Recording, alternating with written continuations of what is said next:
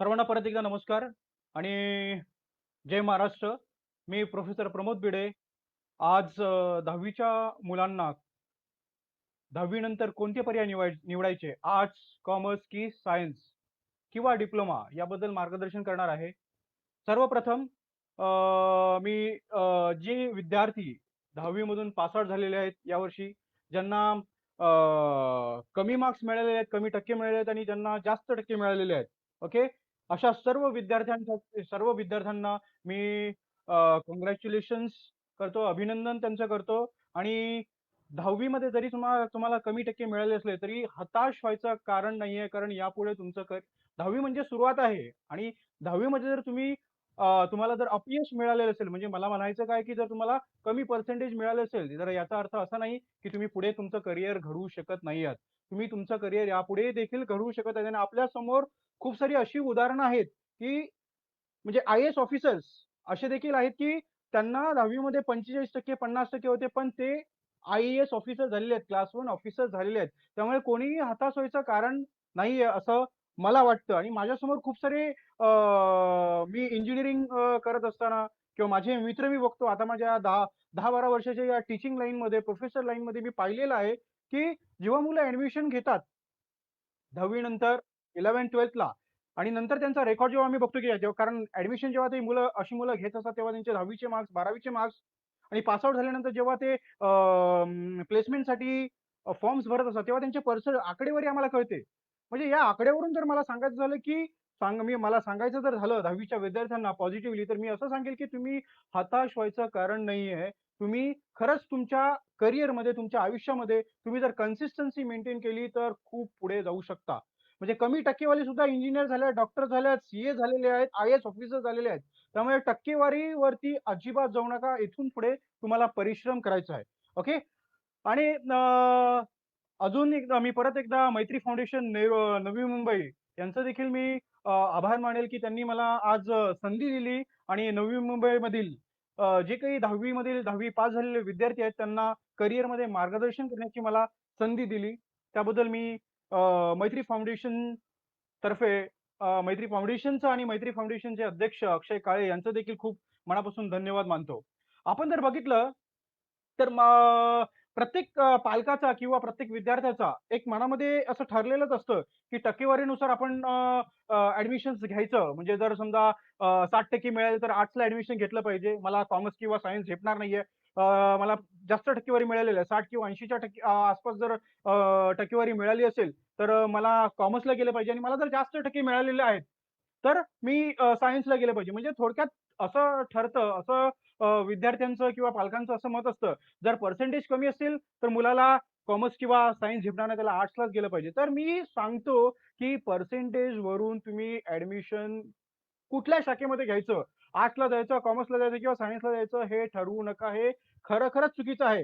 अशी कितीतरी विद्यार्थी आहेत की ज्यांना कमी पर्सेंटेज मिळाले आहेत आणि त्यांनी पुढे करिअर कॉमर्समध्ये, सायन्समध्ये केलेले आहेत. आणि सर्वप्रथम मी सर्व विद्यार्थ्यांना हे देखील अवश्य आवर्जून स्टार्टिंगला सांगेल की तुम्ही आर्ट्स करत आहात, तुम्ही कॉमर्स करत आहात किंवा तुम्ही सायन्स करत आहात, सर्व क्षेत्रामध्ये इक्वल अपॉर्च्युनिटीज आहेत.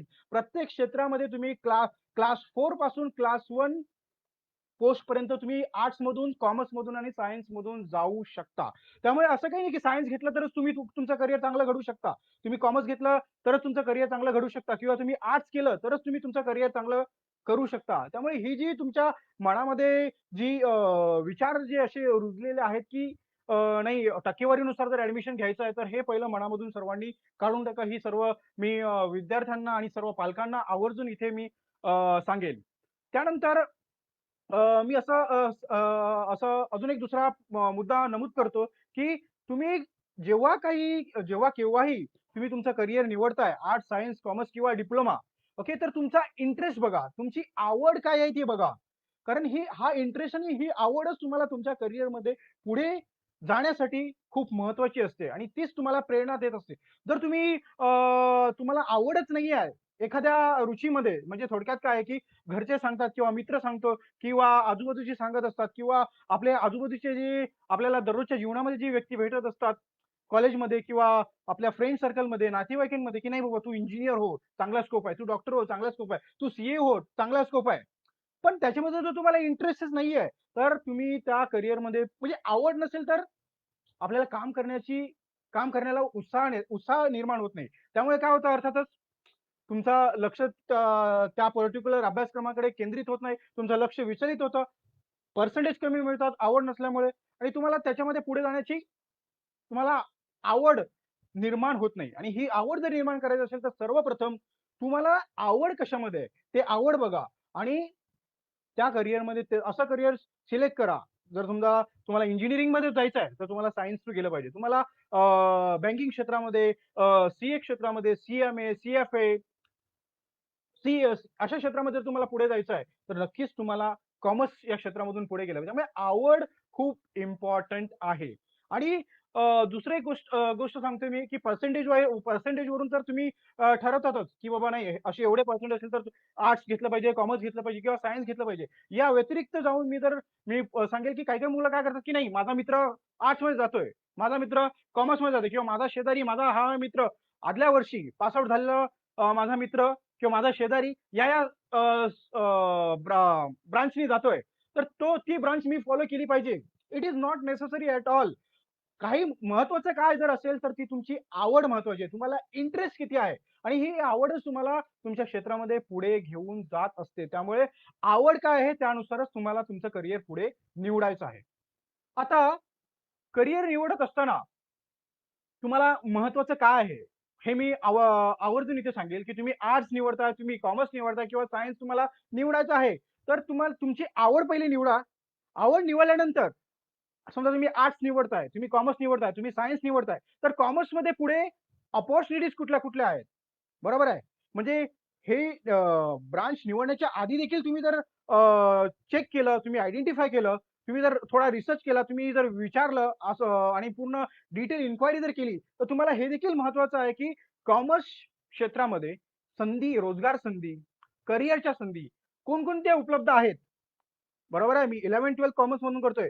परत 12वी नंतर पण मला ग्रॅज्युएशन माझं कॉमर्समध्ये करायचं होतं. नंतर कॉमर्स झाल्यानंतर मास्टर्सच्या काही संधी उपलब्ध आहेत का? म्हणजे तुम्हाला थोडक्यात नोकरीच्या पॉइंट ऑफ व्ह्यू कॉमर्सच्या क्षेत्रामध्ये जर मी कॉमर्स ही ब्रांच जर मी निवडली, तर त्याच्यामध्ये रोजगार संधी, नोकरीच्या संधी किती उपलब्ध आहेत? मला कोणकोणतं शिक्षण घ्यावं लागेल कॉमर्समध्ये?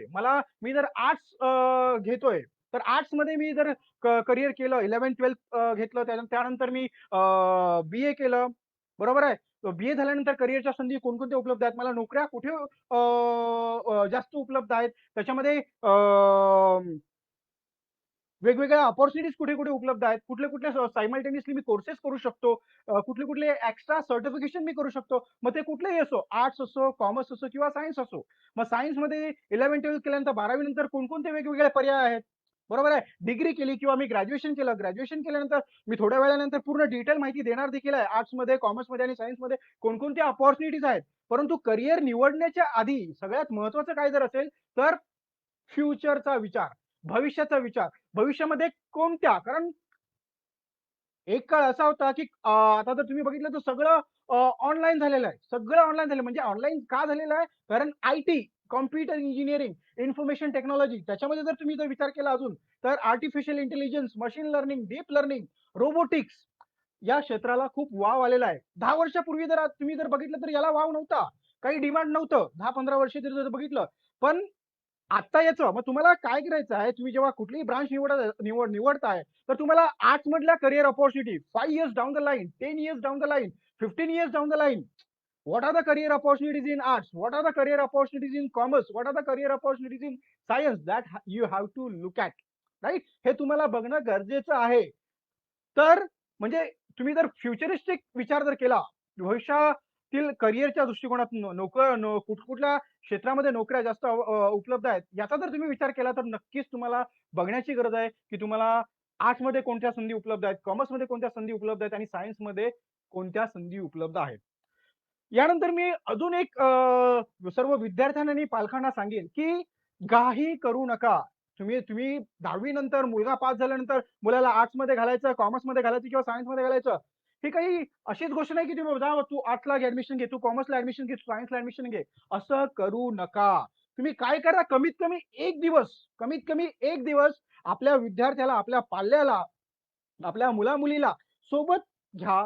जेवण करायच्या आधी संध्याकाळी किमान 1 तास तरी कमीत कमी तुम्ही याच्यावरती डिस्कशन करा, की हा आपला जो पाल्य आहे, आपला जो विद्यार्थी आहे, त्याला त्याचे कलागुण काय आहेत? आपण म्हणतो आणि सर्वांनाच माहिती आहे, की मुलाचे पाय पाळण्यात दिसतात.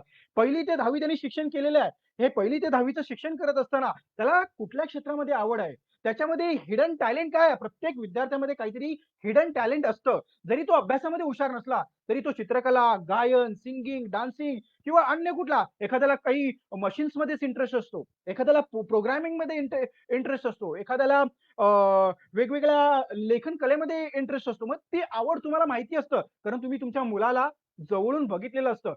या व्यतिरिक्त मी तुम्हाला अजून सांगेल, की तुम्ही जर एखादा करियर काउन्सिलर तुमच्या आसपास असेल, तर त्याला जाऊन तुम्ही अवश्य भेटा. त्याच्याकडून माहिती घ्या.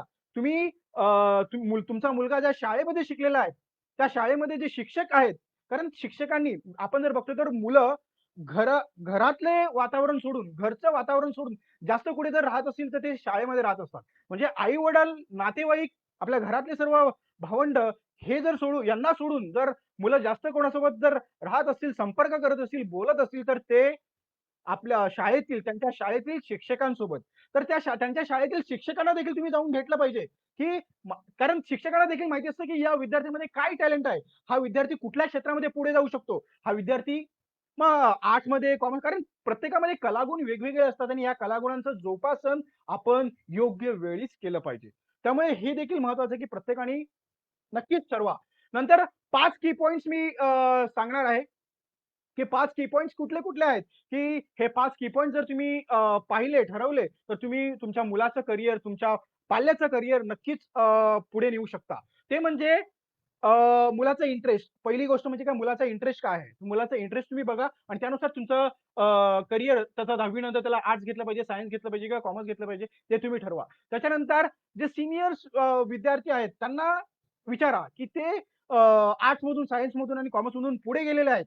बरोबर आहे. त्यांनी पुढे जाऊन चांगल्या नोकरीवरती आहेत. त्यांना जाऊन विचारा, की बाबा आत्ता माझा विद्यार्थी 10वी पास झालेला आहे.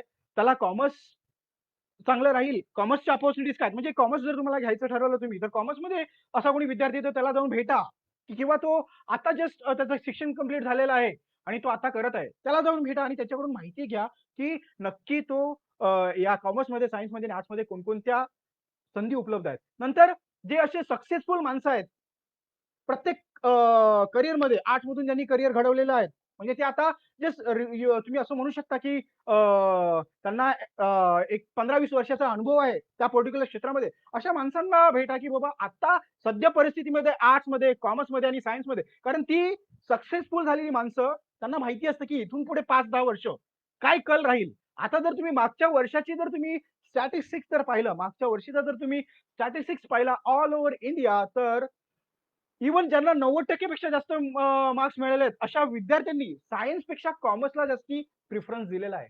कारण आपण जर बघतो तर आजकाल सर्व फायनान्स क्षेत्र एवढं पुढे गेलेलं आहे आणि त्याच्यामध्ये करिअरच्या संधी एवढ्या उपलब्ध झाल्या आहेत. बँकिंग सेक्टर एवढं पुढे गेलेलं आहे. वेगवेगळ्या बँका तयार झालेल्या आहेत आणि फायनान्स, स्टॉक मार्केट तुम्ही जर बघितलं तर अफाट अशा संधी या कॉमर्सच्या क्षेत्रामध्ये खूप साऱ्या संधी उपलब्ध झालेल्या आहेत. त्यामुळे जर तुम्ही बघितलं तर चांगले-चांगले म्हणजे मेरिटमध्ये आलेली मुलं, ज्यांना 95% 96% असे मार्क्स मिळालेले आहेत, 90s मध्ये मार्क्स मिळाले आहेत, अशा विद्यार्थ्यांनी कॉमर्स म्हणजे सायन्सला ते गेलेले नाहीयेत, कॉमर्सला गेलेले आहेत. कारण कल जर तुम्ही बघितला, तर कल सायन्समध्ये कॉमर्समध्ये सायन्सपेक्षा कॉमर्समध्ये जास्त अपॉर्च्युनिटीज आजकालच्या क्षेत्रामध्ये मुलांना आहेत आणि वाईड अपॉर्च्युनिटीज आहेत. Not in India, not in India, all over abroad बाहेरच्या देशामध्ये यूएस, यूके, फॉरेन कंट्रीजमध्ये देखील कॉमर्स या फील्डला खूप सारं डिमांड आल्याने जॉब अपॉर्च्युनिटी सुद्धा झालेला आहे. त्यामुळे आपण असं म्हणू शकत नाही. पूर्वी जर बघितलं आपण तर सायन्सला जास्त सायन्सकडे मुलांचा जास्त कल होता. त्यानंतर कॉमर्सकडे, त्यानंतर आर्ट्सकडे. त्यामुळे आपण प्रेडिक्ट करू शकत नाही. त्याचसाठी मी सांगतो, की तुम्ही जेव्हा ॲडमिशन घेत असता, you have to look at the future of a particular stream, opportunities of a particular stream 5 years, 10 years down the line and that's the reason I am telling you मी सांगतोय तुम्हाला, की तुम्ही सीनियर्स जे students आहेत, जे most successful झालेले असे विद्यार्थी आहेत किंवा असे माणसं आहेत, व्यक्ती आहेत, त्यांना जाऊन भेटा किंवा तुम्ही भेटू नाही शकला तरी कमीत कमी कॉल करा आणि जाणून घ्या. बरोबर आहे? त्यानंतर आता मी पुढच्या विषयावरती येईल, की तुम्हाला एक्झॅक्टली काय केलं पाहिजे.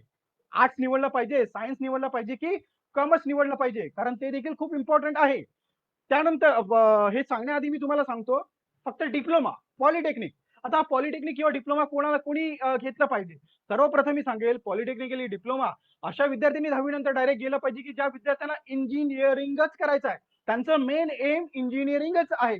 मग अशाच विद्यार्थ्यांनी 10वी नंतर डिप्लोमा आणि सायन्स डिप्लोमा याकडे कल दिला पाहिजे. कारण जर डिप्लोमा विद्यार्थ्याला जर करायचं असेल, तर डिप्लोमाला ऍडमिशन घेतल्यानंतर, पॉलिटेक्निकला ऍडमिशन घेतल्यानंतर ऍडव्हान्टेज काय आहे, की तुम्हाला 12वी नंतर सीईटी द्यायची गरज नाही आहे. बरोबर आहे. हा एक प्लस पॉईंट आहे. म्हणजे ज्या विद्यार्थ्यांना ऑब्जेक्टिव्ह टाइप ऑफ क्वेश्चन, तुम्ही जर बघितलं तर सीईटी मध्ये ऑब्जेक्टिव्ह टाइप ऑफ क्वेश्चन्स असतात. Within limited 3 hours you have to solve some questions, right. आणि एबीसीडी असे पर्याय असतात. म्हणजे ज्या विद्यार्थ्यांना कॉन्फिडन्स नसतो किंवा ज्या विद्यार्थ्यांना कमी वेळेमध्ये, म्हणजे ज्यांचं लॉजिकल रिझनिंग थोडं कमी असतं, त्यांना कॉन्फिडन्स नाहीये, अशा विद्यार्थ्यांनी काय केलं पाहिजे, अशा विद्यार्थ्यांनी जर त्यांना इंजिनिअरिंगला जायचं आहे तर त्यांनी डिप्लोमाला ऍडमिशन घेतलं पाहिजे. जेणेकरून त्यांनी ते सीईटी त्यांना द्यायची गरज नाहीये. मग 3 वर्ष डिप्लोमा केल्यानंतर डायरेक्ट डिग्रीच्या इंजिनिअरिंगच्या सेकंड इयरला त्यांना ऍडमिशन मिळतं. बरोबर आहे. हा एक प्लस पॉईंट आहे. परंतु हा जरी प्लस पॉईंट असला तरी एक निगेटिव्ह पॉईंट हा देखील आहे, की प्रॉब्लेम काय होतो, आता एआयसीटीनी डिप्लोमा नंतर जेव्हा डायरेक्ट सेकंड इयरला direct third year second year डिग्रीला जेव्हा ऍडमिशन मिळत असतं, तेव्हा हा जो कोटा आहे, जो 20% होता आधी, आता एआयसीटीने तो 10%वरती आलेला आहे. म्हणजे मला सांगायचं काय, जर तुम्हाला ऍडमिशन घ्यायचं असेल डिग्रीला डिप्लोमा नंतर, तर एवढी कॉम्पिटिशन आहे की त्याला विचारायचं काम नाहीये. तुम्हाला जर टॉप कॉलेजेस टार्गेट करायचे असतील, तुम्हाला जर अशी कॉलेजेस टार्गेट करायची असतील इंजिनिअरिंग मध्ये, की त्या कॉलेज स्कोप आफ्टर आर्ट्स नंतर स्कोप जर तुम्ही बघितला, तर खूप साऱ्या इक्वल अपॉर्च्युनिटीज आर्ट्स मध्ये आहेत. तुम्ही history, economics, political science, psychology, sociology, anthropology, literature, actual science, geography, education, econometrics, philosophy, linguistic, rural development, economics with public, finance and trade, असे वेगवेगळे बीए चे डिग्री कोर्सेस आहेत. आणि हे जर डिग्री कोर्सेस तुम्ही केले, तर तुम्हाला इक्वल अशा प्रत्येक क्षेत्रामध्ये, प्रायव्हेट क्षेत्रामध्ये, गव्हर्नमेंट क्षेत्रामध्ये, एमपीएससी म्हणजे आपल्या महाराष्ट्र शासनामध्ये आणि भारत सरकारमध्ये इक्वल अशा अपॉर्च्युनिटीज आहेत. फक्त तुम्हाला काय गरज आहे, मी प्रत्येक, तुम्ही कुठलंही असो, तुमचं आर्ट्स असो, कॉमर्स असो किंवा सायन्स असो, मला सांगायचं एकच आहे, की तुम्ही तुमची क्वालिटी मेंटेन केली पाहिजे. तुम्हाला जर माहिती आहे, की बाजारामध्ये कुठलीही वस्तू असो, काही असो, कुठलाही क्लास असो, काहीही असो, त्यामध्ये जर क्वालिटी असेल, तर त्याला बाजारामध्ये भाव नक्कीच मिळतो. म्हणजे आपल्याला जर नोकरी मिळवायची, म्हणजे आपण आपली क्वालिटी सुधारवली पाहिजे. आपली क्वालिटी A1 ठेवली पाहिजे. म्हणजे मी जर समजा असं ठरवतो, की नाही मला पॉलिटिकल सायन्स किंवा मला सायकॉलॉजीमध्ये करियर करायचं आहे, तर पॉलिटिकल सायन्स किंवा सायकॉलॉजीसाठी कुठले कोर्सेस केले पाहिजेत सायमल्टेनियसली, काही सर्टिफिकेशन केले पाहिजेत का? मला माझ्या पर्सनॅलिटीमध्ये काही चेंजेस केले पाहिजेत का? मला माझी पर्सनॅलिटी कशी ठेवली पाहिजे? मला सर्टिफिकेट कुठले-कुठले त्या क्षेत्रामध्ये पुढे जाण्यासाठी केले पाहिजेत? मग जर मी समजा इकॉनॉमिक्समध्ये मला पुढे जायचं आहे, तर इकॉनॉमिक्स मधले नॉलेज मी कुठलं गेन केलं पाहिजे? कुठल्या रोजगार मला पर्टिक्युलर समजा या रोजगारामध्ये जर मला जायचं आहे, त्या रोजगारामध्ये मला कोणकोणते सर्टिफिकेशन केले पाहिजेत? काही-काही अभ्यास केला पाहिजे. माझं नॉलेज मला कसं वाढवलं पाहिजे, हे तुम्हाला कळलं पाहिजे. आणि ते नॉलेज तुम्ही गेन केलं पाहिजे, तर आणि तरच तुम्ही त्या क्षेत्रामध्ये खूप पुढे जाऊ शकता. म्हणजे तुम्ही जर पाहिलं तर बीए मध्ये देखील खूप साऱ्या अपॉर्च्युनिटीज उपलब्ध आहेत आणि त्या अपॉर्च्युनिटी तुम्ही सहज मिळवू शकता. तुम्ही सहज मिळवू शकता. बरोबर आहे. आणि आपण जर पाहिलं तर बीए नंतर पब्लिक ऍडमिनिस्ट्रेशन याच्यामध्ये सुद्धा खूप स्कोप आहे. आणि तुम्ही जर बघितलं तर there is immense scope after higher studies in a respective subject. तुम्ही जर बघितलं, मी हे इथे सब्जेक्ट सांगितले: history, economics, political science, psychology, sociology, anthropology, literature, actuarial sciences, geography, education, right, econometrics, philosophy, linguistics, rural development, economics with public, finance and trade. याच्यामध्ये जर तुम्ही हायर एज्युकेशन केलं, या पर्टिक्युलर क्षेत्रामध्ये एम ए केलं, बरोबर आहे, किंवा मास मीडियाचं एज्युकेशन घेतलं, तर नक्कीच या क्षेत्रामध्ये देखील तुम्ही खूप पुढे जाऊ शकता. बरोबर आहे. आणि तुम्ही सरकारी क्षेत्र जर बघितलं, तर तुम्ही याच्यामध्ये देखील तुम्ही सरकारी नोकऱ्या या बीए मधून देखील तुम्हाला सरकारी नोकऱ्या मिळू शकतील. बरोबर आहे. तर याच्यामध्ये देखील खूप साऱ्या करिअरच्या अपॉर्च्युनिटीज उपलब्ध आहेत. तुम्ही रायटर बनू शकता, तुम्ही आर्किओलॉजिस्ट बनू शकता, तुम्ही अँथ्रोपोलॉजिस्ट बनू शकता, तुम्ही ॲक्च्युअली बनू शकता, इकॉनॉमिस्ट बनू शकता, एज्युकेशनिस्ट बनू शकता, जिओग्राफर बनू शकता, हिस्टोरियन तुम्ही बनू शकता, linguistics, philosopher, political scientist, population scientist, psychologist, rural development professional, sociologist म्हणजे असे वेगवेगळे करिअर याच्यामध्ये उपलब्ध आहेत. पण आपण काही जात नाही. बीए म्हटलं तर काय जास्तीत जास्त पत्रकारिता क्षेत्र, मीडिया क्षेत्र किंवा शिक्षक पेसा एवढंच आपल्याला माहिती आहे. त्यामुळे मी मराठी मुलांना अवश्य सांगेल, की बीए मध्ये खूप साऱ्या करिअरच्या संधी उपलब्ध आहेत. फक्त गरज काय आहे, की एखादा ट्रॅक जो तुम्हाला आवडतोय, तो ट्रॅक तुम्ही शेवटपर्यंत फॉलो करा. जेणेकरून त्या ट्रॅकमध्ये तुम्ही पुढे जाल.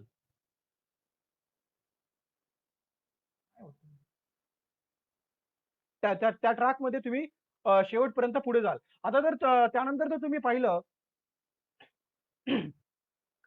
यानंतर जर तुम्हाला अजून बघायचं असेल तर graduate courses in various vocational subject, social work, mass communication, journalism, investment analysis, population studies, travel and tourism, health sociology, planning and development studies, secretarial practices, food, nutrition and diabetics यामध्ये देखील तुम्ही खूप पुढे जाऊ शकता. या आर्ट्सचं जर करिअर तुम्ही निवडलं तर.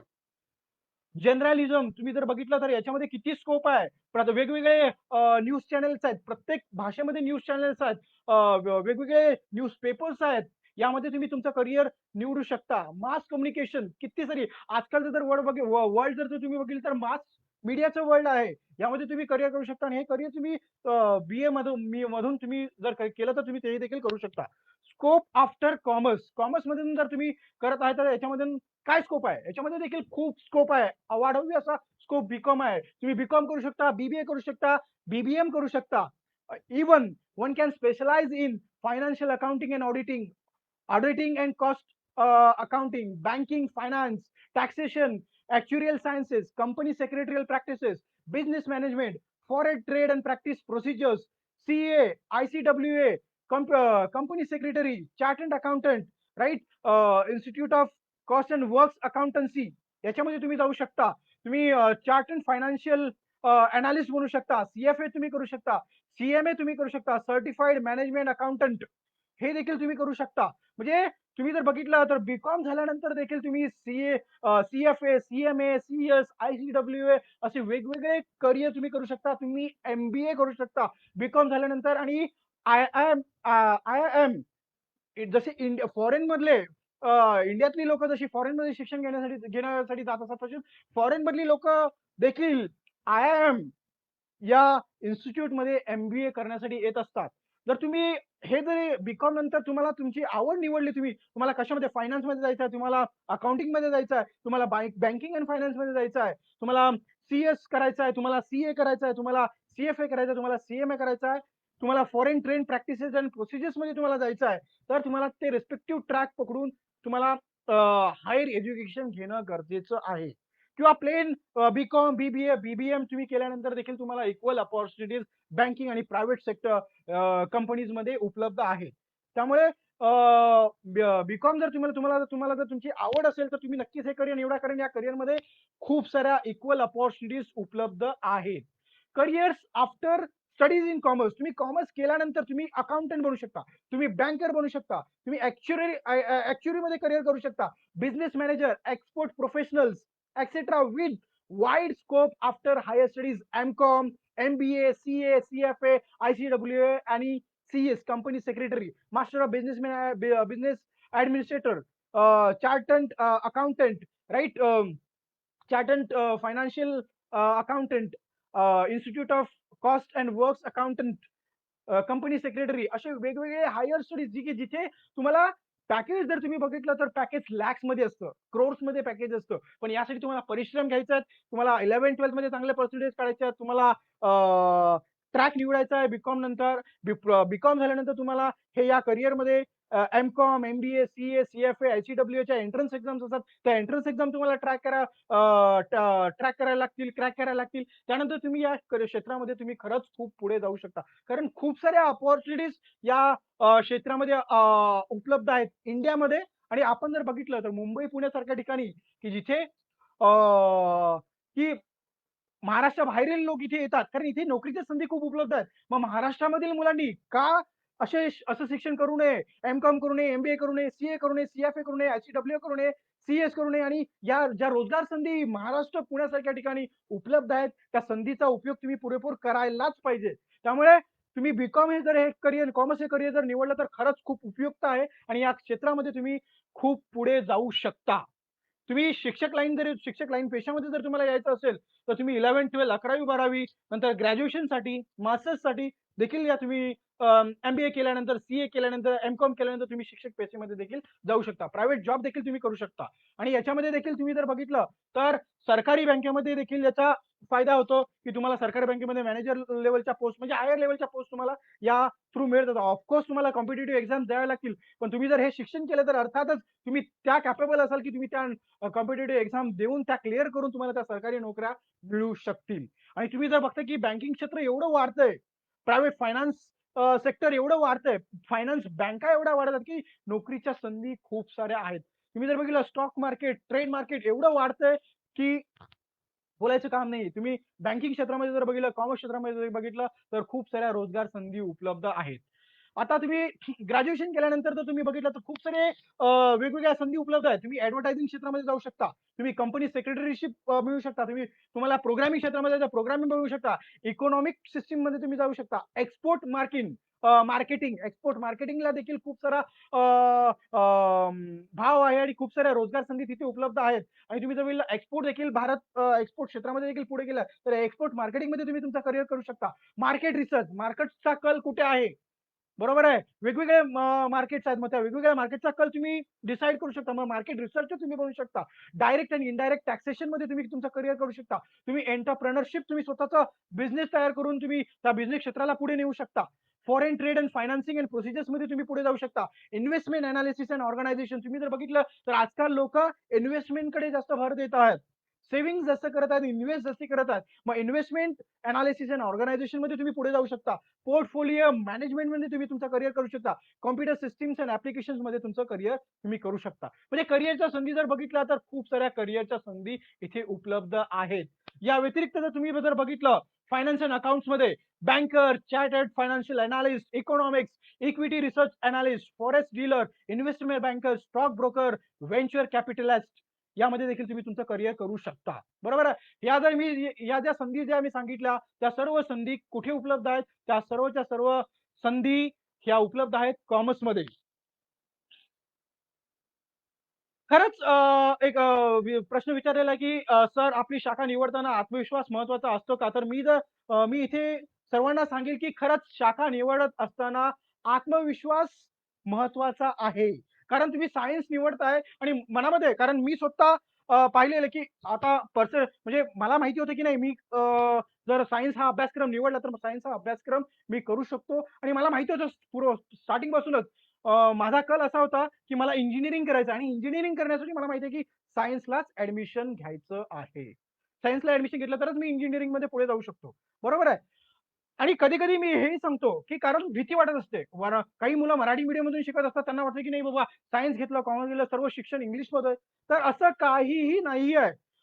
कारण कधी-कधी काय असतं, की आत्मविश्वास असतो. पण आत्मविश्वास असल्यानंतर कधी कधी कुठेतरी मानसिक खच्चीकरण होत असतं, की माझं शिक्षण खेडेगावातून झालेलं आहे. माझं शिक्षण मराठी मीडियममधून झालेलं आहे. माझं शिक्षण इतर कुठल्यातरी भाषेमधून झालेलं तर मला हे अभ्यासक्रम झेपेल का? तर मी सांगतो, की तुम्ही जेव्हा ॲक्चुअली 12वी नंतर जेव्हा तुम्ही बघता किंवा 11वीला जेव्हा तुम्ही जात असता आणि तुम्ही आर्ट्सचं निवडलेलं आहे किंवा कॉमर्सचं निवडलेलं आहे किंवा सायन्सचं निवडलेलं आहे. त्यामध्ये जर तुम्ही बघितलं तर तिथे तुम्हाला तुमच्यासारखी तुमच्यापेक्षा कमी पर्सेंटेजवाली मुलं देखील कॉमर्समध्ये मिळतील, सायन्समध्ये मिळतील आणि त्यानंतर जेव्हा तुम्ही इंजिनिअरिंग करताय, तुम्ही कॉमर्समध्ये मास्टर्स एम-बी-ए करताय, बी-कॉम करताय किंवा तुम्ही आर्ट्समधून बी-ए करत असताना पुढे देखील तुम्हाला दिसेल, की वेगवेगळे टक्केवारीची मुलं तुम्हाला तिथे दिसतील. त्यामुळे तुमचा आत्मविश्वास मी तर म्हणेल, की नक्कीच महत्त्वाचा आहे. कारण आत्मविश्वास जर नसेल तुमच्याकडे, तर तुम्ही त्या करिअरमध्ये पुढे जाऊ शकत नाही. मी म्हणेल, की तुम्ही पर्सेंटेज कमी आहेत म्हणून तुम्ही सायन्सकडे ॲडमिशन घेत नाही. असं बिलकुल नाहीये. पर्सेंटेज कमी जरी असले, तुम्हाला टक्केवारी थोडी कमी मिळेल. तुम्ही परिश्रम केले आणि तुम्हाला समजा 60% किंवा 50% तुम्ही सायन्सला ॲडमिशन घेता आणि तुम्ही परिश्रम घेतले सायन्स येते काय, फिजिक्स, केमिस्ट्री, मॅथमॅटिक्स, बायोलॉजी हे सब्जेक्ट आहे, त्याचा अभ्यास जर तुम्ही प्रॉपर केला आणि तुम्ही आपण जर बघतो की वेगवेगळ्या युट्यूबवरती वेगवेगळे व्हिडिओज अवेलेबल आहेत, राईट? म्हणजे मटेरियल जर बघितलं तर मटेरियल अवेलेबल आहे. तुम्हाला फक्त काय करायचं, अभ्यास. तर कमी टक्केवाली मुलं देखील 80-90% काढतात. ज्यांना 10वीला कमी टक्के मिळालेले आहेत, ते सायन्स घेतात, कॉमर्स घेतात, आर्ट्स घेतात आणि कमी टक्क्यावरून 50% 70, 80-90% देखील जाणारी मुलं आहेत. त्यामुळे तुम्ही घाबरू नका की कमी टक्के मिळाले म्हणून मी पुढे जाऊ शकत नाही. हे चुकीचं आहे. तुम्ही प्रत्येक क्षेत्रामध्ये पुढे जाऊ शकता. फक्त तुमची आवड आणि कॉन्फिडन्स, खरंच कॉन्फिडन्स महत्वाचा आहे. आता एक प्रश्न मी इथे आलेला आहे हर्ष माधवीकडून, की "which stream is more better after 10th?" मी अजून सांगतोय, की तुमचा इंटरेस्ट, मुलाचा इंटरेस्ट महत्वाचा आहे. आणि मी म्हणालोय, मी स्टार्टिंगपासूनच म्हणतोय, की प्रत्येक whether it is arts, whether it is commerce, whether it is science, there are equal opportunities across all the streams, right? You can you get job from class 4 to class 1 and तुमच्याकडे खूप सारी उदाहरणं आहेत. खूप सारी उदाहरणं आहेत, की त्यामध्ये आता मला मी थोडक्यात एक उदाहरण सांगतो. इथे स्ट्रीममधून विचारलं. Googleचे सीईओ मार्क सुंदर पिचाई. सुंदर पिचाईचा एरोस्पेस इंजिनिअरिंग झालेला आहे. बरोबर आहे. आणि ते आता कॉम्प्युटर प्रोग्रामिंगमध्ये त्यांचं करियर बघत आहे. वर्ल्ड नंबर 1 सर्च इंजिन Googleचे ते सीईओ आहेत. म्हणजे स्ट्रीम मॅटर करत नाहीये. तुम्ही कुठल्याही तुमचं ग्रॅज्युएशन, प्लेन ग्रॅज्युएशन झाल्यानंतर किंवा ग्रॅज्युएशन करत असताना तुम्हाला जर वाटतंय की नाही सायमल्टेनियसली या करियर हे डिप्लोमा कोर्सेस केले पाहिजेत आणि करायलाच हवेत. वेगवेगळे डिप्लोमा कोर्सेस, सर्टिफिकेट जर तुम्ही केले तर तुम्हाला करिअरमध्ये खूप सारे तुमच्या सीव्हीमध्ये तुमचं वजन वाढतं. तुम्हाला हे नॉलेज आहे तुम्ही दाखवू शकता आणि त्यामध्ये तुम्ही करिअर करू शकता. पण जर स्ट्रीमच्या हिशोबाने जर बघितलं तर मी म्हणेल की आजकालच्या जमान्यामध्ये जर तुम्ही बघताय की सर्व जग हे ऑनलाईन झालेलं आहे. आता तुम्ही या कोरोनाच्या पॅन्डेमिक सिच्युएशनमध्ये तुम्ही बघत असाल की सर्व जग ऑनलाईन मोडकडे गेलेलं आहे आणि ऑनलाईन मोड जर तुम्ही बघता तर हे डिजिटल वर्ल्ड आणि आपला जर बघितलं तर भारत सरकारने देखील सुद्धा स्टार्टअप इंडिया चालू केलेला आहे. म्हणजे करिअरच्या संधी जर तुम्ही बघितल्या तर टेक्नॉलॉजी, सायन्स अँड टेक्नॉलॉजीमध्ये खूप साऱ्या करिअरच्या संधी उपलब्ध आहेत. बँकिंग क्षेत्रामध्ये आता जर तुम्ही बघत आहात तर बाहेरच्या कंपनीज, बरोबर आहे. बाहेरच्या कंपनीज म्हणजे काय, आउटसाइड इंडिया अशा कंपनी आहेत की त्यांचे प्रायव्हेट प्लांट्स हे इंडियामध्ये नव्हते, इंडियाच्या बाहेर होते. त्या कंपन्या इंडियामध्ये येत आहेत. आता जर तुम्ही मागच्या 3-4 महिन्यामध्ये जर न्यूज जर तुम्ही बघितल्या, तर बाहेरच्या कंपनीज इंडियामध्ये येतात. म्हणजे इक्वल अपॉर्च्युनिटीज आहेत. कॉमर्समध्ये जर घेतलं तर कॉमर्समध्ये देखील जेव्हा एखादी कंपनी इंडियामध्ये येते, Apple सारखी कंपनी, अशा वेगवेगळ्या ज्या कंपन्या आहेत की एकदम आता जर तुम्ही बघितलं तर Googleने आणि वेगवेगळे जे इन्व्हेस्टर्स आहेत, की जे त्यांचा ऑल ओव्हर वर्ल्डमध्ये रिच म्हणजे श्रीमंतीमध्ये वर्ल्ड 2, 3, 4, 5 टॉप 10 मध्ये जे रँक असतात त्यांनी मुकेश अंबानी सोबत टाय अप केलेलं आहे. म्हणजे असं जर बघितलं तर खूप साऱ्या इक्वल अपॉर्च्युनिटीज कॉमर्स क्षेत्रामध्ये देखील आहेत आणि सायन्स क्षेत्रामध्ये देखील आहेत. त्यामुळे मी असं म्हणू शकत नाही की सायन्स बेटर आहे किंवा कॉमर्स बेटर आहे. याच्यामध्ये अपॉर्च्युनिटीज जर तुम्ही जर बघितल्या तर अपॉर्च्युनिटीज या इक्वल आहेत. फक्त तुम्हाला आवड तुम्ही, कारण मी म्हटलंय की विद्यार्थ्याचा कलागुण असतो. विद्यार्थ्याचा कलागुण म्हणजे एखाद्याचं तर तुम्ही बघितलं टॉकिंग, त्याचं पर्सनॅलिटी जर बघितलं तर he is very good at communication. त्याचा कॉन्फिडन्स लेव्हल, त्याचं कॅल्क्युलेशन्स लेव्हल, त्याचं एखाद्याला गणित, आकड्यांमध्ये खेळायची इच्छा असते, आवड असते आणि त्याच्यामध्ये तो खूप बुद्धिमान असतो. त्याचं जर तुम्ही बघितलं, त्याचा जर ब्रेन जो असतो तर त्याच्यामध्ये खूप पुढे असतो. बरोबर आहे. मग अशा मुलांनी जर कॉमर्स क्षेत्र जर निवडलं तर नक्कीच ते त्या क्षेत्रामध्ये पुढे जाईल. एखाद्याला प्रोग्रामिंगमध्ये आवड असते, एखाद्याला chemical engineering, electronics and telecommunication engineering, एखाद्याला मशिनरीमध्ये आवड असते. वेगवेगळे पार्ट डिझाइन कसं करायचं, प्रोग्राम वेगवेगळे ॲप्लिकेशन्स कसे बनवायचे. एखाद्याला गेम खेळायची आवड असते. मग वेगवेगळे गेम्स तयार होत असतात. मग असं जर बघितलं तर हे क्षेत्र तुम्हाला कॉमर्समध्ये मिळणार नाहीये. त्यासाठी तुम्हाला सायन्स घेणं गरजेचं आहे. कारण हे जर सायन्स घेतलं तर यू कॅन डू, आता मी सायन्सकडेच येणार आहे. You can do I will tell you n number of engineering courses. You can be a aerospace engineer, automobile engineer, biomedical engineer, broadcast technician, chemical engineer, civil engineer, computer engineer, electrical engineer, software engineer, electronics engineer, biomedical, biotechnology engineer, right? So there are n number of opportunities. मग विद्यार्थ्याचा कल खूप महत्वाचा आहे, interest महत्वाची आहे आणि अर्थातच तुम्ही जेव्हा बघत आहात तुम्ही जेव्हा निवडत आहात तेव्हा तुम्हाला बघायचं की तुम्हाला आवड कशामध्ये आहे. तुम्हाला कोणत्या क्षेत्रामध्ये पुढे जायचं आहे? तुम्हाला बँकिंग क्षेत्रामध्ये, कारण कसं असतं, एखाद्या मुलाला डिझाइनमध्ये, लॉजिकलमध्ये काम करण्यामध्ये इंटरेस्ट नसतो. एखाद्या मुलाला मॅनेज करण्यासाठी काहीतरी मॅनेज करायचं आहे. कंपनी मॅनेज करायची आहे, एखादी बँक मॅनेज करायची आहे. काही एखाद्या मुलाला लिहायला आवड असते. तर हे आवड खूप महत्वाची आहे आणि त्यानुसार तुम्ही त्या क्षेत्रामध्ये पुढे जाऊ शकता. मी परत सांगतोय, note down this point. Science, commerce, arts field महत्वाची नाहीये. आवड बघा, करियर अपॉर्च्युनिटीज कुठल्या आहेत ते बघा. कारण प्रत्येक क्षेत्रामध्ये जर तुम्ही तुमचा ट्रॅक रेकॉर्ड, अकॅडमिक रेकॉर्ड, तुम्ही तुमचं नॉलेज गेन केलं, सर्टिफिकेट गेन केलं, तुम्ही चांगले पर्सेंटेज काढले, पर्सनॅलिटी तुमची डेव्हलप केली, तुम्ही 11th-12th केलं, त्यानंतर ग्रॅज्युएशन केलं, त्यानंतर मास्टर्स केलं, तर नक्कीच वेगवेगळे सर्टिफिकेशन केले तुम्ही. आर्ट्स मधून देखील तुम्ही पुढे जाऊ शकता, कॉमर्स मधून देखील तुम्ही पुढे जाऊ शकता आणि सायन्स मधून देखील पुढे जाऊ शकता. मी आर्ट्सच्या अपॉर्च्युनिटीज काय आहेत, कॉमर्सच्या अपॉर्च्युनिटीज काय आहेत, मी आधी देखील सांगितलेलं आहे आणि मैत्री फाउंडेशन या पेजवरती तुम्हाला हे व्हिडिओ पाहायला देखील मिळतील, तर तुम्ही अवश्य पहा. त्यामुळे मी सांगेल की तुमचा इंटरेस्ट महत्वाचा आहे. करियर अपॉर्च्युनिटीज तुम्ही बघा. त्यामध्ये तुम्हाला करियर कुठपर्यंत न्यायचं आहे, तुम्हाला ग्रॅज्युएशन पर्यंतच न्यायचं आहे, तुम्हाला मास्टर्स पर्यंतच न्यायचं आहे, हे तुम्हाला बघायला लागेल आणि त्यानुसार तुम्ही तुमचं करियर निवडा. इथे दिलेलं आहे की प्रोफेशनल डेंटिस्टसाठी कोणकोणते एक्झाम्स द्यावे लागतील. तुम्ही जर बघितलं, तुम्हाला ऍडमिशन देण्यासाठी नीटचे एक्झाम द्यावे लागतील. तुम्हाला तुमचा जो स्कोप आहे तो तुम्हाला पीसीबी ठेवावा लागेल, फिजिक्स, केमिस्ट्री, बायोलॉजी. त्यानंतर तुम्हाला अभ्यास करावा लागेल आणि त्यानंतर एक्झाम दिल्यानंतर तुम्हाला मेरिटनुसार तुम्हाला त्या particular weather it is MBBS, dental, BHMS किंवा बीएमएस, त्या लिस्ट मेरिटनुसार तुम्हाला तिथे ऍडमिशन मिळेल. आता परत इथे एक क्वेश्चन मला विचारलेला आहे, what can we do additional courses. Okay, जर ॲडिशनल कोर्सेस बद्दल जर तुम्ही विचारलं, तर मी म्हणेल की आता तुम्ही कॉमर्स हे शिक्षण तुम्ही करत आहात, तर कॉमर्स शिक्षण करत असताना तुम्हाला कोणते कोणते केलं पाहिजे, तर तुम्हाला टॅली केलं पाहिजे. तुम्ही जर बघितलं तर जीएसटीचे नवीन नवीन टेक्नॉलॉजीज आलेल्या आहेत, राईट. जीएसटी टॅक्सेशन कसं करायचं, त्याबद्दल तुम्हाला नॉलेज गेन करता आलं पाहिजे. तुम्हाला जर सीएस व्हायचं आहे, सीए करायचं, जर सायमल्टेनियसली तुम्हाला 12वी नंतर वेगवेगळे कोर्सेस असतात, वेगवेगळे त्याचे ट्रॅक असतात, ते ट्रॅक तुम्हाला कसे करता येतील त्याबद्दलची माहिती तुम्हाला गेन करता आली पाहिजे. बरोबर आहे. जर तुम्हाला सायन्स इंजिनिअरिंग क्षेत्रामध्ये जायचं आहे, तर तुम्ही वेगवेगळे कोर्सेस, प्रोग्रामिंगचे कोर्सेस केले पाहिजेत. तुम्ही C programming, Java programming, Python programming. आता जर तुम्ही बघितलं तर पायथॉन प्रोग्रामिंगला खूप डिमांड आलेला आहे. म्हणजे हे जेव्हा तुम्ही कोर्सेस करत असता, तुम्ही तुमचा जेव्हा ट्रॅक जेव्हा तुम्ही करत असता, तुम्ही सायन्स निवडताय, कॉमर्स निवडताय, त्यावेळेस तुम्हाला वेगवेगळे सायमल्टेनियसली कोर्सेस करणं गरजेचं आहे. Apart from the academics, other knowledge तुम्हाला गेन करणं खूप महत्वाचं आहे.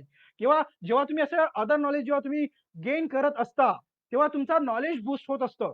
तुम्हाला अकॅडमिक सोबत आजूबाजूला काय चाललेलं आहे पर्टिक्युलर करिअरमध्ये, ते देखील तुम्हाला कळत असतं आणि त्यामधून तुम्ही खरंच तुमचा उत्साह वाढत असतो आणि तुम्ही त्या करिअरमध्ये खरंच खूप पुढे जाऊ शकता. बरोबर आहे. म्हणजे तुम्ही जर बघितलं तर तुम्हाला simultaneously n number of courses are that, right.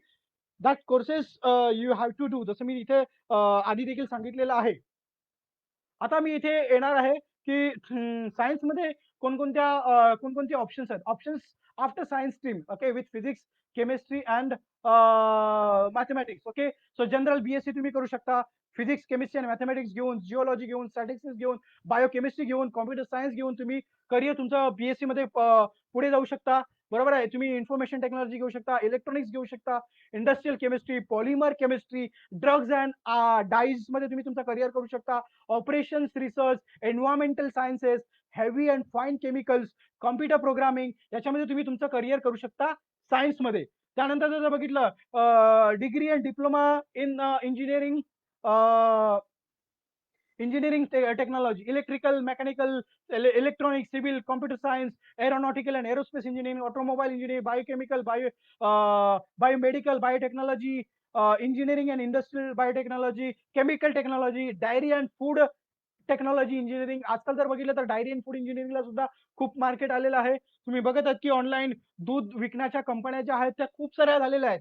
खूप सारे ॲप्स अवेलेबल झालेले आहेत. त्यामुळे याच्यामध्ये देखील खूप सारे ही टेक्नॉलॉजी कोर्सेस तुम्ही बी-टेक जर केलं तर इक्वल अपॉर्च्युनिटीज उपलब्ध आहेत. Manufacturing sciences and engineering, marine engineering, telecommunication engineering, metrology engineering, mining engineering, ocean engineering, naval architecture, petrochemical engineering, petroleum engineering, pharmaceutical engineering, printing engineering. मग ह्या वाईड अपॉर्च्युनिटीज आहेत.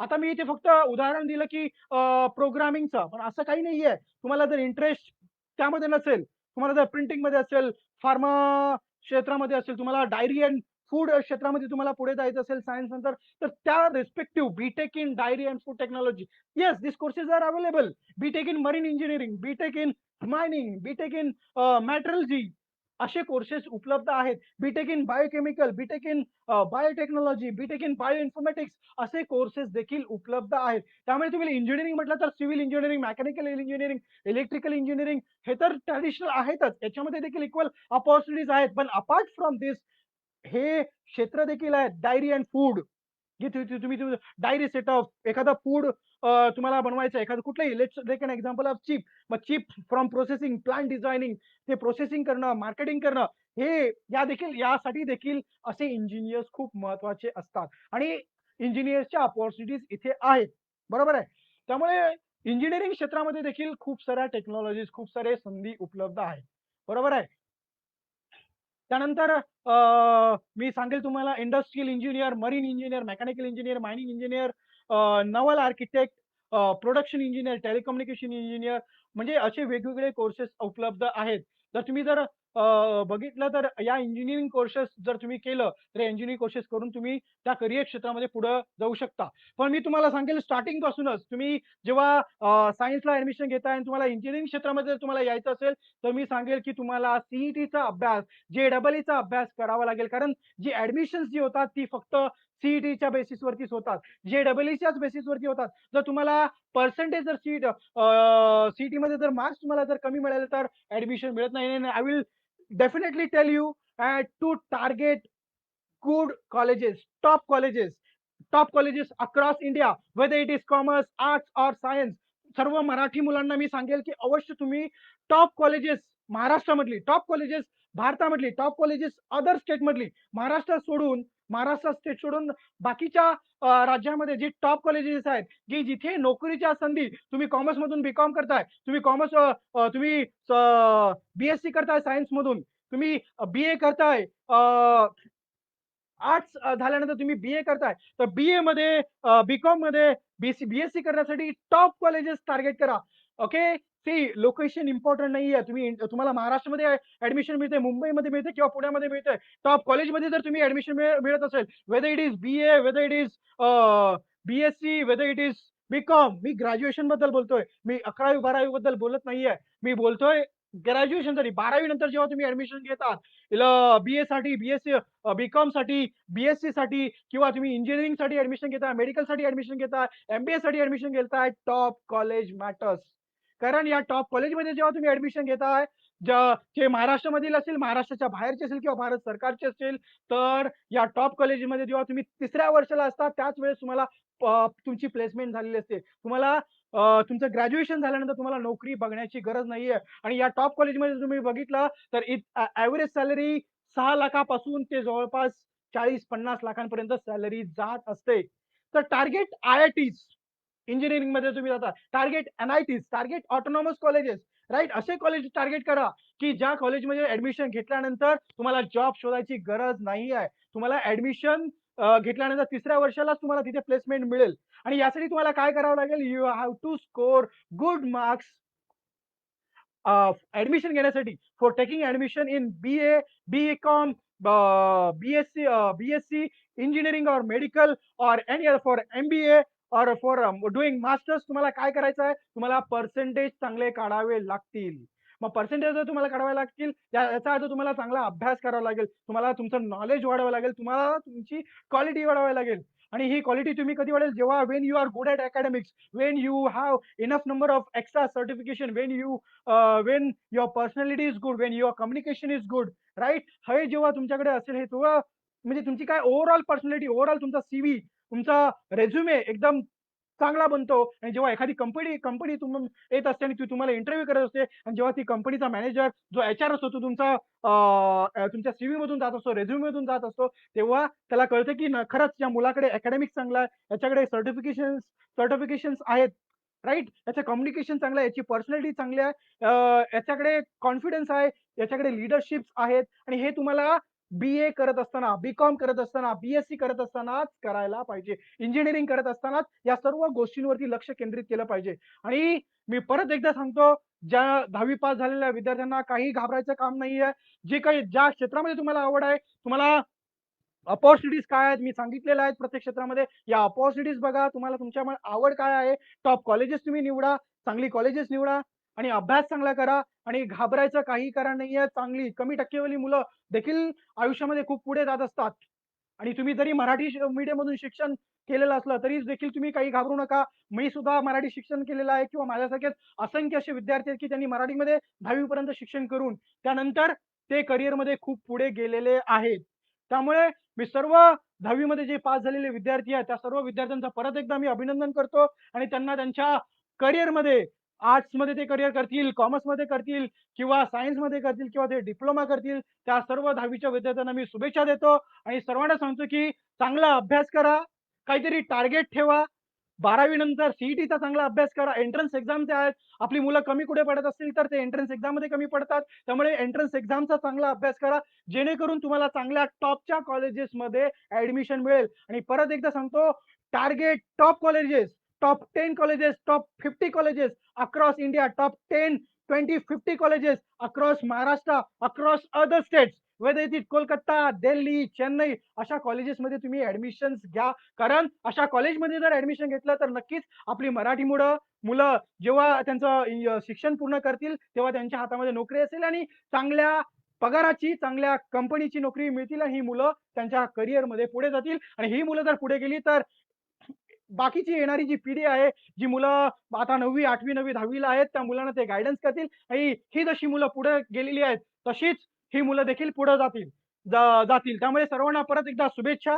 मला परत एकदा मी मैत्री फाउंडेशनचे अध्यक्ष अक्षय काळे यांना मी धन्यवाद देतो की त्यांनी मला खूप साऱ्या विद्यार्थ्यांनाशी इथे संवाद साधण्याची आणि करिअरला मार्गदर्शन करण्याची संधी दिली. त्याबद्दल मी मैत्री फाउंडेशनचे आभार मानतो आणि आजचं हे जे लेक्चर आहे मी इथेच थांबवतो.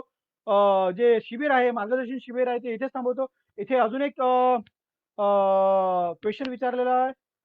How to improve students English speaking? Sometimes many students ask me about English speaking. See, जर इंग्लिश स्पीकिंग जर तुम्हाला वाढवायचं, तुम्हाला शब्दार्थ, व्होकॅब्युलरी तुम्ही तुमची वाढवा. व्होकॅब्युलरी जर तुम्ही तुमची वाढवली तर नक्कीच तुम्ही तुमचं इंग्लिश कम्युनिकेशन वाढेल. कारण शब्दार्थ, एखाद्या शब्दाला, एखाद्या वस्तूला जर काय म्हणायचं आहे ते जर तुम्हाला माहिती नसेल तर तुम्ही इंग्लिश बोलू शकत नाही. आणि इंग्लिश बोलायचं असेल तर तुम्हाला माहिती पाहिजे की past tense, present tense and future tense हे तुम्हाला माहिती पाहिजे. याची वाक्यरचना, सिंपल वाक्यरचना तुम्ही पहा आणि सिंपल वाक्य तुम्ही बोला. फ्युचर टेन्स मध्ये, करंट टेन्स मध्ये आणि पास्ट टेन्स मध्ये. या व्यतिरिक्त मी सांगेल तुम्ही काय करा, तुम्ही न्यूज चॅनल्स बघा, तुम्ही न्यूज पेपर वाचा, Marathi movies with English subtitles बघा, right, English movies with Hindi movies with English subtitles बघा, जेणेकरून तुम्हाला तुमचं नॉलेज जे आहे इंग्लिश स्पीकिंगचं, न्यूजपेपर वाचा, त्यामुळे तुमची इंग्लिश बोलायला तुम्हाला जमेल, तुमची व्होकॅब्युलरी वाढेल आणि वाक्यरचना कशी करायची ते तुम्हाला कळेल.